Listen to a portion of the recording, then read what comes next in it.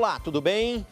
No programa Entrevista Record Atualidade de hoje, eu vou conversar com o senador do PT do Rio, Lindenberg Farias, para falar sobre a diferença entre a privatização do PT e a do PSDB. O PT acaba de privatizar a gestão de 3 aeroportos, Guarulhos, Brasília e Viracopos. E o PSDB diz que acabou a guerra ideológica sobre o tema. O Fla-Flu empatou, disse um dos responsáveis pela privatização tucana. Eu também vou conversar com Luciana Gross Cunha. Ela é professora da Escola de Direito da Fundação Getúlio Vargas de São Paulo e coordenadora de uma pesquisa de avaliação da imagem do Judiciário. A terceira pesquisa da série acaba de concluir que os brasileiros consideram o Judiciário pouco honesto. Antes, vamos falar da privatização. Falar sobre o Fla-Flu de tucanos e petistas. Empatou o jogo? Eu vou conversar com o senador Lindenberg Farias. Olá, senador. Quer dizer, então, que a privatização do PT é igual à do PSDB, senador? Ô, Paulo Henrique Amorim, primeiro, eu acho que os tucanos estão sem discurso. Porque, veja bem, privatização foi o que foi feito na época do governo Fernando Henrique. O que a gente fez foi concessão. E a Dilma não inventou nenhuma novidade. O PT já tinha feito isso, o Lula já tinha feito concessão no caso das rodovias. E vale dizer, no caso das rodovias, a diferença entre a concessão do PT e do PSDB.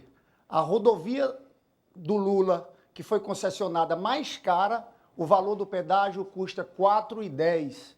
A dos tucanos, imigrantes e anchietas, estão custando R$ 20,40. Mas veja bem, eu quero voltar para a diferenciação entre privatização e concessão. Na privatização você entrega um patrimônio, um bem público, um ativo. Na concessão não. No caso da concessão dos aeroportos, o que é que foi feito? Por um prazo de 20 no aeroporto, 25 e 30 anos, foram 3 aeroportos, ou seja, tem um prazo determinado, você entrega a administração dos serviços de solo para uma empresa privada. Depois aquilo volta para o Estado, que pode renovar ou não a concessão.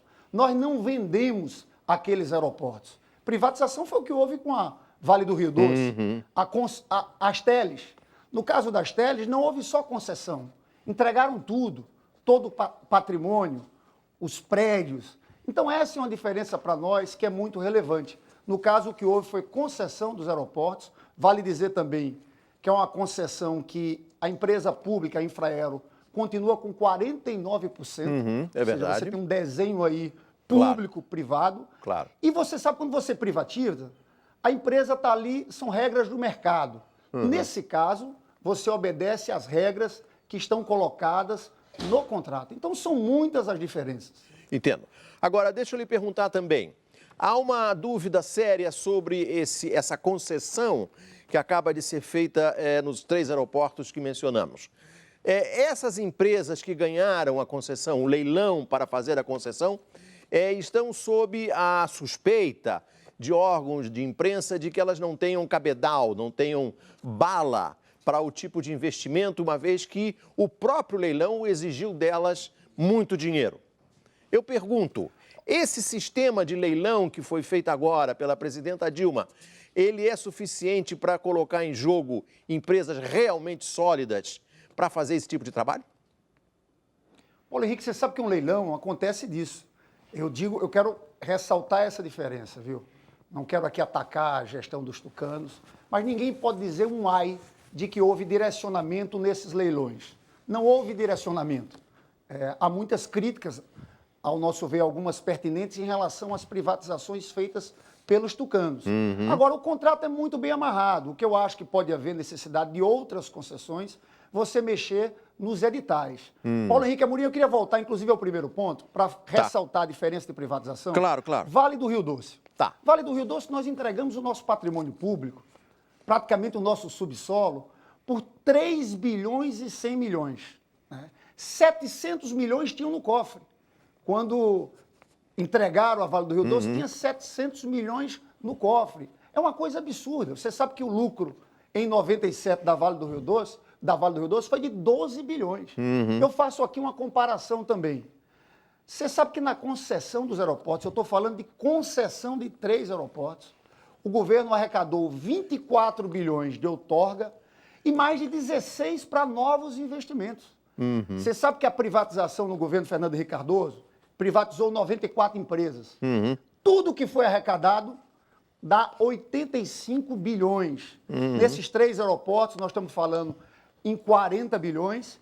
E a outra diferença que eu queria chamar a atenção aqui é o seguinte: aquelas privatizações do governo Fernando Henrique Cardoso tinham um objetivo muito claro: pagar os serviços da dívida. Essa concessão que foi feita pela Dilma tem um objetivo muito claro, que é de aumentar os investimentos. Então, esses recursos que foram arrecadados com essas concessões vão ser todos investidos em novas obras nos aeroportos. Então, essa, para mim, também é uma diferença fundamental. Central. Eles privatizavam para pagar dívida e, mesmo assim, no governo do Fernando Henrique Cardoso, a relação dívida-PIB saltou de 30% para 60%. Exato. Então, eu queria trazer esses novos elementos. Perfeito. Senador, uma outra questão que eu gostaria que o senhor enfrentasse. É claro que esse tipo de confronto é sempre polêmico, mas eu pergunto, com a preservação de 49% do capital da operação, dessa parceria público-privada, na mão da Infraero, em mãos da Infraero, a presidenta Dilma, o governo brasileiro tem, digamos, o que se chamaria de poder de veto. O governo brasileiro pode chegar e dizer, não, eu não concordo com isso, a pista não vai ser aqui, a pista vai ser ali, o free shop vai ser acolá, o free shop vai ser aqui. Pode fazer isso? Pode fazer isso, e eu digo mais, Paulo Henrique Morim, você toca num ponto que é central. Eu estou convencido que o governo tem instrumentos de regulação que estão estabelecidos no contrato, mas a existência da Infraero ali, com 49%, é fundamental. Aquilo vai ser o olho do governo, o governo vai ter uma posição. Então, essa é uma diferença. Quem conhece a presidenta Dilma sabe que ela é muito rigorosa, e eu acho que essa é uma diferença que é central. Você sabe que quando eu olho para essa crise econômica mundial, é preciso que se diga isso, Paulo Henrique Amorim. Essa crise econômica mundial, a crise de 2008 nos Estados Unidos, aconteceu pela desregulamentação. Você sabe que deixaram o sistema financeiro completamente solto, sem o Estado jogar o seu papel de regulação, e foi aquilo que gerou aquela grande quebradeira, que gerou a crise econômica mundial. Então, a preocupação do Estado ter um papel regulador, eu acho que está muito presente em todas as ações da Dilma, e nesse caso a presença da Infraero é muito importante. Eu acho que você tocou num ponto que, na verdade, é a grande diferença dos projetos de país. Os tucanos estão querendo dizer que tudo é a mesma coisa. O Fla-Flu na verdade, empatou. não é. Não empatou. A gente tem que voltar aos anos 90 do governo Fernando Henrique Cardoso e lembrar o que era aquilo. A política de privatizações, existia todo um discurso por trás. Era a tese do Estado mínimo, que o mercado se autorregulava, que o Estado forte atrapalhava os mercados. Foi por isso que eles entregaram tantas empresas estatais a preço de banana.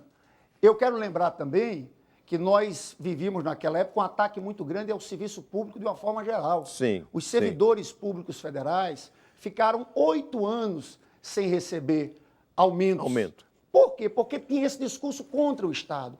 Qual é o modelo da nossa administração, do governo Lula e da presidenta Dilma? O Estado tem um papel indutor, o Estado tem que estimular, tem que regular a economia, por um lado, e a gente está vendo, por exemplo, o papel dos bancos públicos, do BNDES, da Caixa Econômica. Inclusive nesse caso dos aeroportos.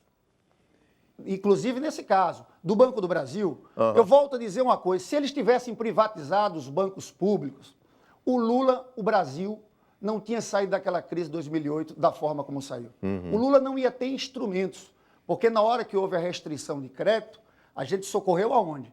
Caixa Econômica, Banco do Brasil, BNDES. Eu tenho, inclusive, aqui um documento do Ministério da Fazenda, de março de 99, está no site do Ministério da Fazenda, quem quiser entrar, um documento assinado pelo ministro Malan, endereçado ao Fundo Monetário Internacional, falando da privatização do Banco do Brasil, da Caixa Econômica e do BNDES. É verdade.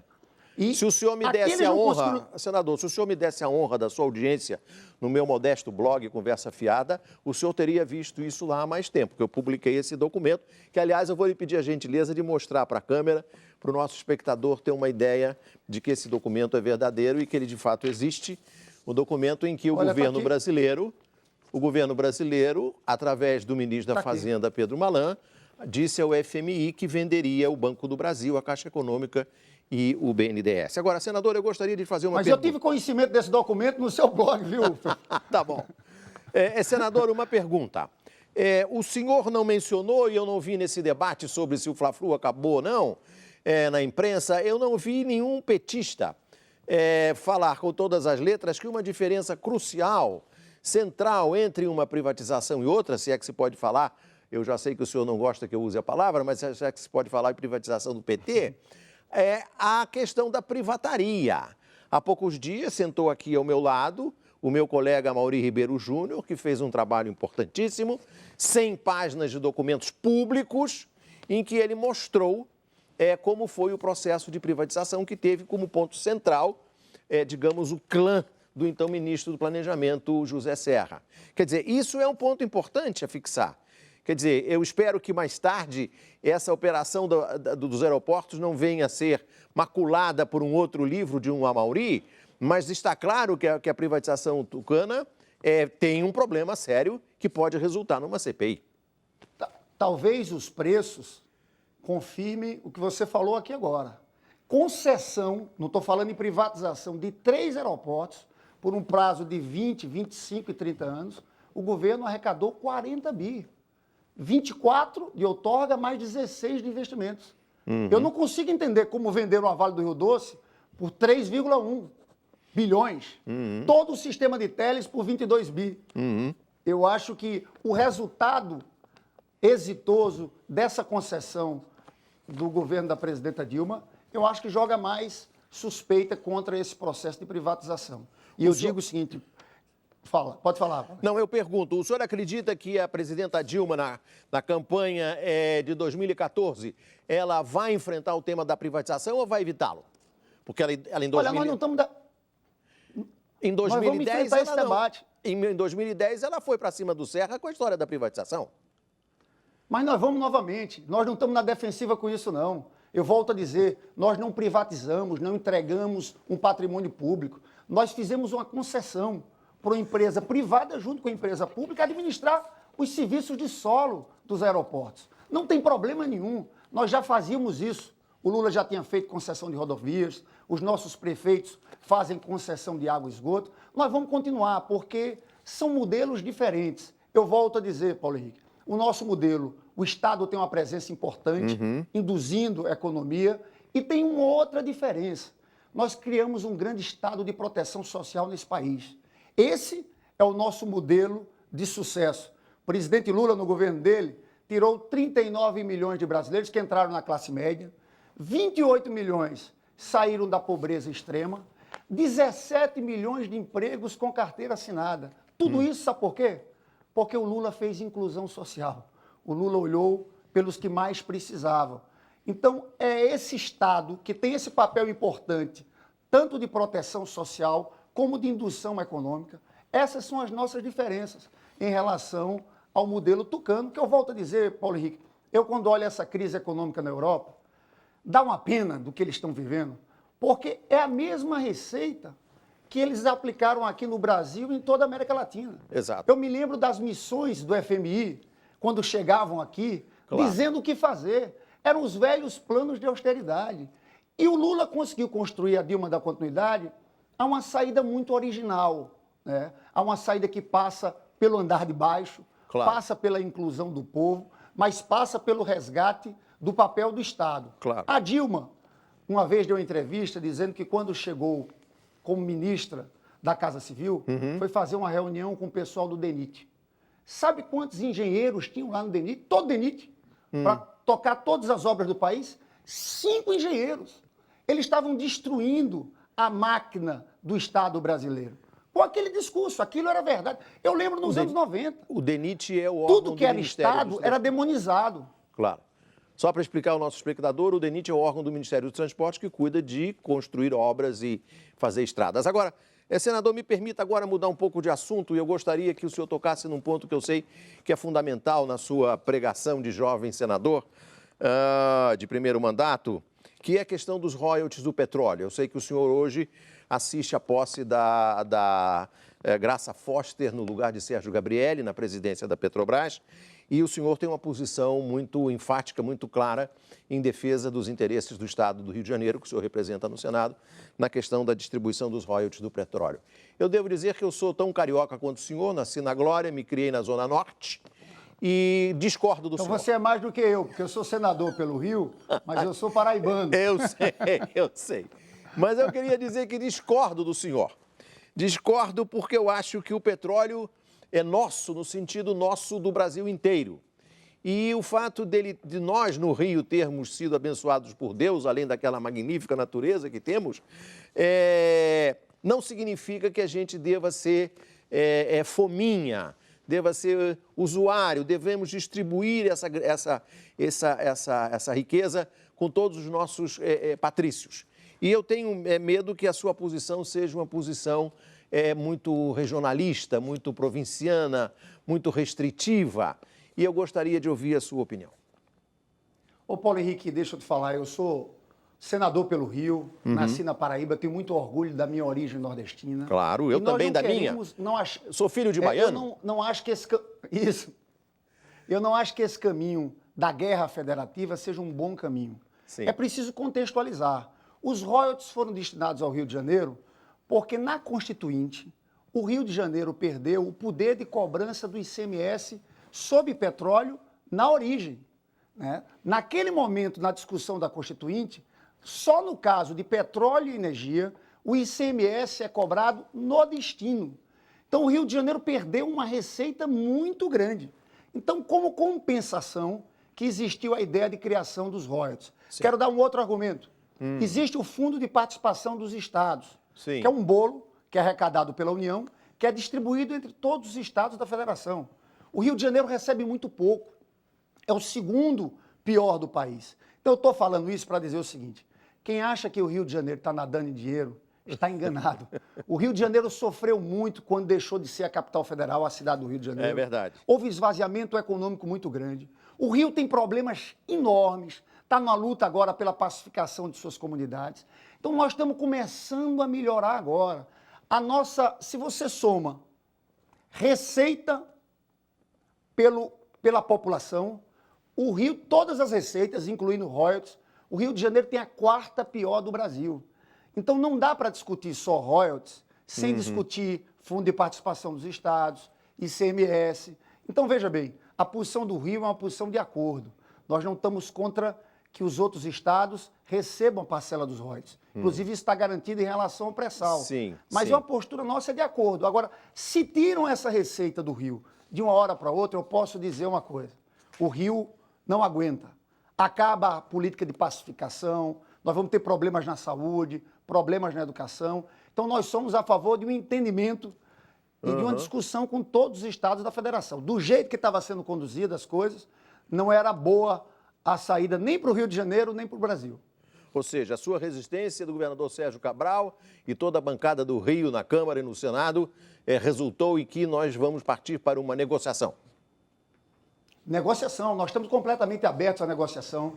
Paulo Henrique Amorim, outra coisa, nós temos que vincular cada vez mais essas receitas à educação. Claro. Tem muito recurso sendo mal investido nessa área. E a gente sabe que o Brasil está crescendo, mas nós temos um gargalo na educação. Evidente. Então, eu concordo, o ministro Mercadante, inclusive, tem feito discurso sobre isso. A gente tem que vincular cada vez mais, eu acho que não só o do pré-sal, mas esses recursos existentes à educação. Agora, o debate não estava sendo bem conduzido. Agora, quero dizer aqui, em nome do Rio de Janeiro, falo com certeza em nome do governador Sérgio Cabral também, que nós estamos abertos a qualquer negociação com os outros estados da federação. Tá certo. Senador, muito obrigado. Foi um grande prazer e espero voltar a conversar mais adiante sobre essa questão dos royalties e eu acabar de me convencer. Muito obrigado. Um abraço, Paulo Henrique Amorim. Um prazer participar do programa. Todo meu. No próximo bloco, nós vamos conversar com a coordenadora de pesquisa de avaliação da imagem do Judiciário, Luciana Gross Cunha. O Entrevista Record volta já. O programa Entrevista Record Atualidade está de volta. Eu converso agora com a professora Luciana Gross Cunha. Ela é professora da Escola de Direito da Fundação Getúlio Vargas de São Paulo e coordena uma pesquisa de avaliação da imagem do Judiciário. Professora, é um prazer recebê-la. Prazer. Professora, em primeiro lugar, vamos entender como é feita essa pesquisa. Se não me engano, estamos na terceira edição dessa pesquisa. É no terceiro ano da pesquisa. A pesquisa é uma pesquisa trimestral, feita em 8 estados brasileiros, que entrevista a população para saber qual é a avaliação que a população faz sobre o judiciário e se a população está disposta ou não a levar os seus conflitos ao judiciário para serem resolvidos. Tá. Quem conduz essa pesquisa? É o IBOP? É uma pesquisa? Não, é uma instituição especializada? É a Fundação Getúlio Vargas, a própria FGV, que conduz a pesquisa, que é responsável pela formulação dos questionários, aplicação dos questionários e todo o trabalho... E a determinação da amostra? E a determinação da amostra. Que a amostra seja representativa da opinião pública brasileira. Então, se pode dizer que essa é uma pesquisa que reflete a opinião do brasileiro. Até porque a nossa amostra é elaborada a partir não só da faixa de renda, mas também com as questões de domicílio. Então, a gente olha não só as grandes metrópoles, mas também o interior dos estados. Então, não é só com as capitais, a gente olha o estado inteiro e também com cortes de escolaridade. Ah, tá ótimo. Então, eu pergunto, quantas pessoas são ouvidas? A cada trimestre, a gente ouve, em média, 1.550 pessoas. 1.500 por trimestre? Por trimestre. Tá. Então, podemos dizer que quando a senhora chega à conclusão de que o brasileiro considera o judiciário pouco honesto, isso é uma opinião representativa do Brasil. Isso é uma opinião representativa do Brasil. A gente elabora a nossa amostra a partir da última PNAD domiciliar. Pesquisa de amostra domiciliar do IBGE. Exato. Então, é uma pesquisa representativa. E o que chama a atenção nesse último trimestre de 2011 é exatamente que aparece como um dos problemas do judiciário a honestidade. Não era assim antes? Não era assim antes. Antes, as principais questões eram as questões envolvendo custo e a questão envolvendo o tempo de solução do conflito.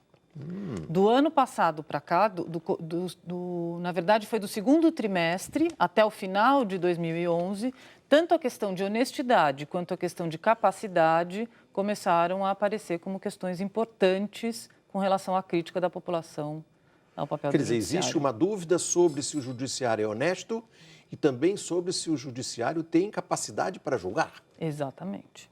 Isso é muito grave. Isso é gravíssimo. Quer dizer, se a gente for pensar em questão de legitimidade, qual é o papel do judiciário, quando você começa a criticar a honestidade, quer dizer, a idoneidade de alguém que tem como meta prestar um serviço, que é a justiça, e a capacidade, ou seja, conhecer o conflito, a gente está vivendo uma fase muito difícil. Claro.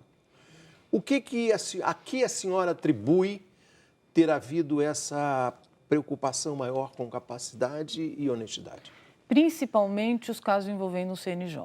Quer dizer, a partir de um determinado momento, Conselho Nacional de Justiça. O Conselho Nacional de Justiça, a gente tem aquela primeira discussão quando começa o julgamento no Supremo Tribunal Federal, em setembro do ano passado, em que a própria ministra Eliana Calmon, que é a corregedora-geral, aparece nos meios de comunicação falando da necessidade da transparência dos tribunais de justiça. Você tem ali uma exposição importante na mídia e a população começa a prestar atenção.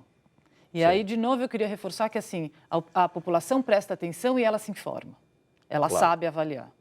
Ou seja, não é um assunto assim abstrato, que fica lá de longe, as pessoas não ligam. Não, o judiciário é uma questão central. O judiciário passou a ser uma questão central. A gente que acompanha essa questão, é muito interessante observar como, desde o final da década de 90, início dos anos 2000, o judiciário se transforma numa pauta, tanto da imprensa escrita quanto da imprensa falada.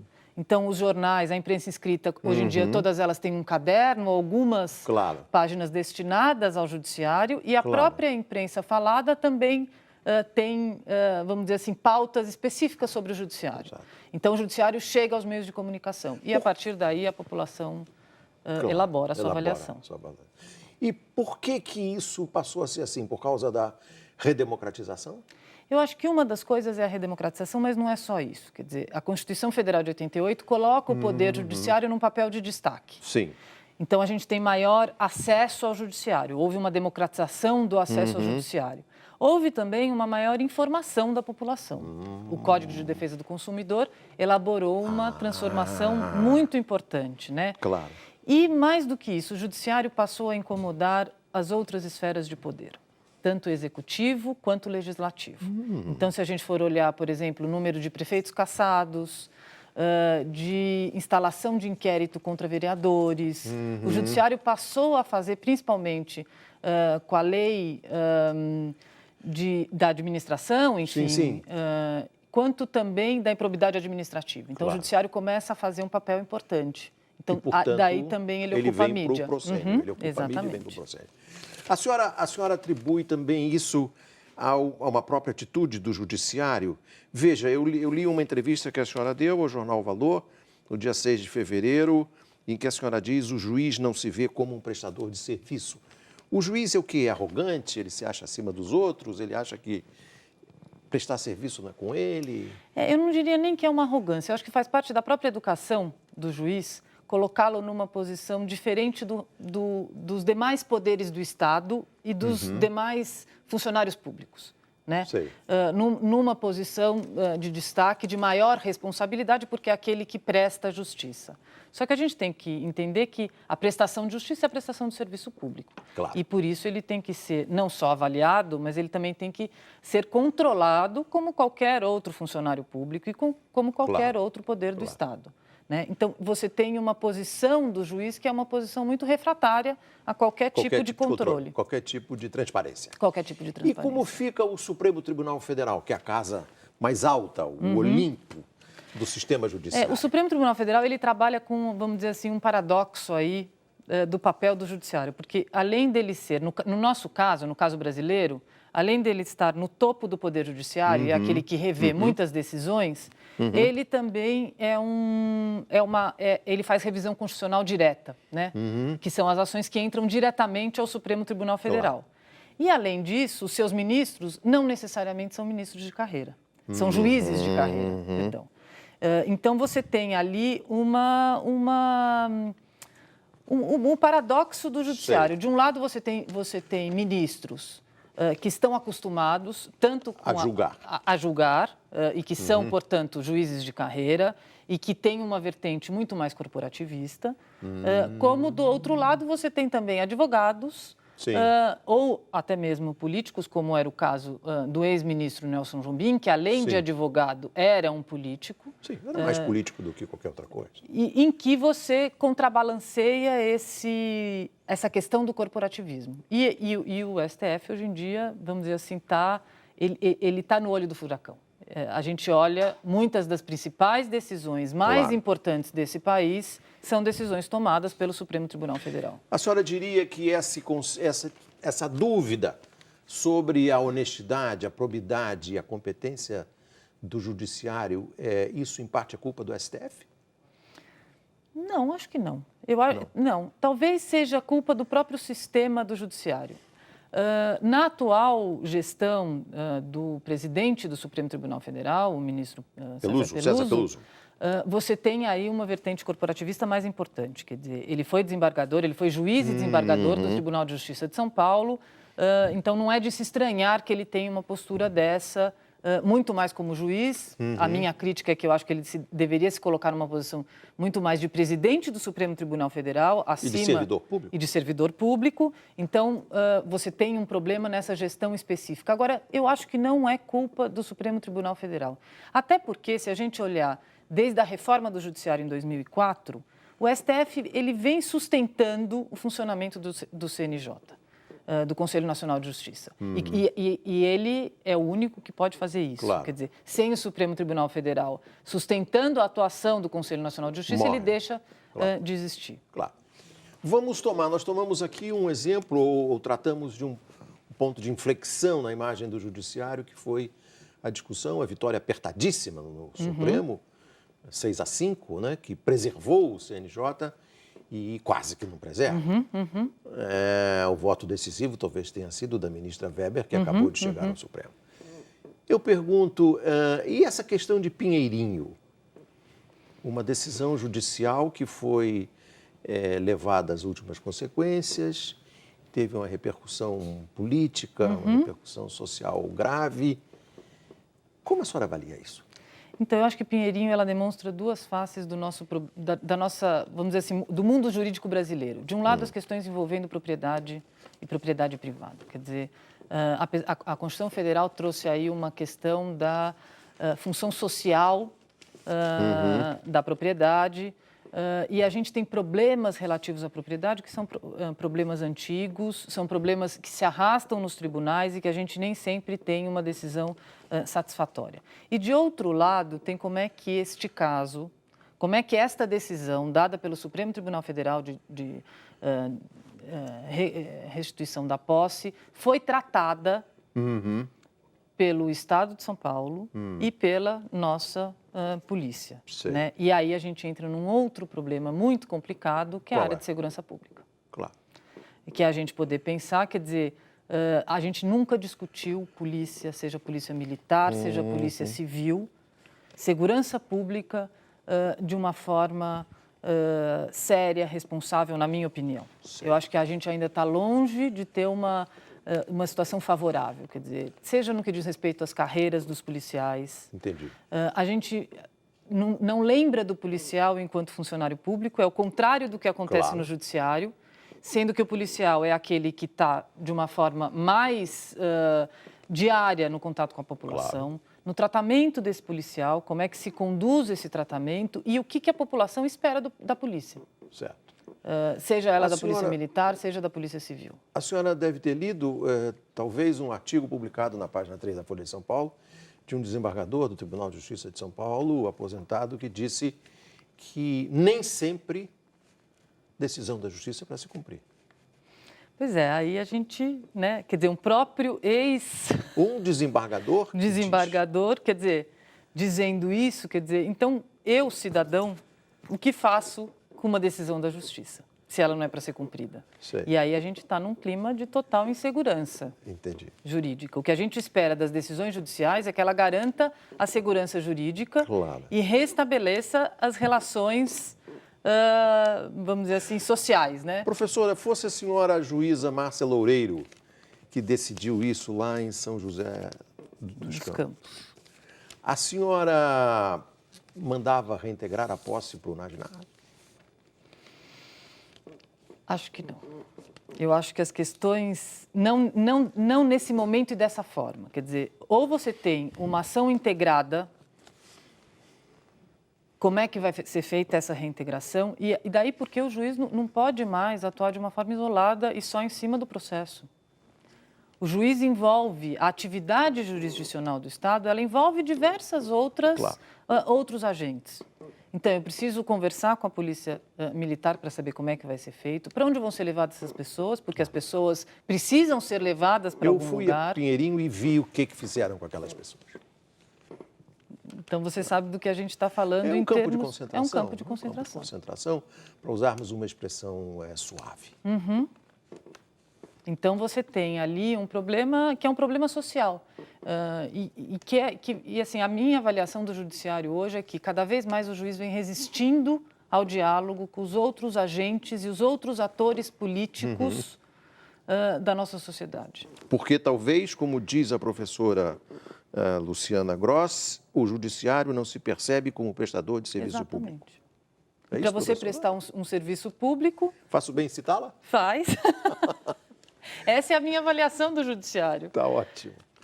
Professora, muito obrigado, foi um grande prazer. O prazer foi meu. O Entrevista Record fica por aqui e você pode assistir a essa entrevista no site do programa Entrevista Record Atualidade no R7. Boa sorte, Record News, jornalismo 24 horas de plantão.